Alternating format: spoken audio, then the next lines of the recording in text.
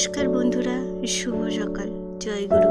আশা করি আপনারা সকলেই ভালো আছেন, আমিও ভালো আছি। আজকে বৃহস্পতিবার, এখন বাজে সকাল 7টা। চলে এলাম চা বসাতে। আজ আর ছাদে যাওয়াও হয়নি, আর পঙ্কুকে দেখাও হয়নি।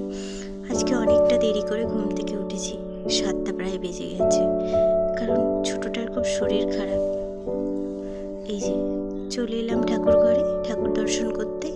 ভাতের হাঁড়িটা চাপিয়ে আগে ঠাকুরটা দর্শন করে যাচ্ছি।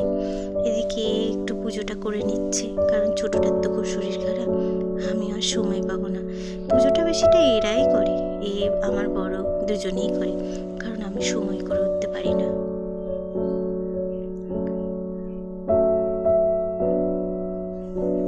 এই দেখুন কি অবস্থা, মেয়েটার মুখটা একটুখানি হয়ে গেছে একদম, খুবই শরীর খারাপ কাল থেকে। যাই হোক, বেশিরভাগ দায়িত্বটা তো মায়েদেরই না, আর বাচ্চাদের কিছু হলে আর মায়েদের কিছু ভালো লাগে না, মনে হয় ওরা ঠিক থাক, আমাদের যাই হোক না কেন। বিশেষ করে তো মায়েরা, অনেক বাবারা হয়তো টেরই পায় না, কিন্তু মায়েরা তো সবসময় বাচ্চাদের দেখে, সবসময় আগলে রাখার চেষ্টা করে। আমিও চেষ্টা করি যতটা আমার সাধ্যে হয়।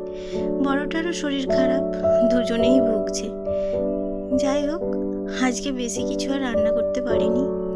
ভাত আর ডিমের ঝাল আর একটু ফুলকপির তরকারি করেছি, এইটুকুই আজকে ওকে করে দিয়েছি। আর একটা ডিম ভেজে দিয়েছি, ও খেয়ে যাবে।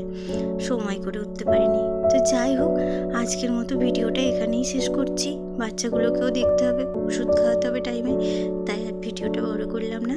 সকলে ভালো থাকবেন, সুস্থ থাকবেন।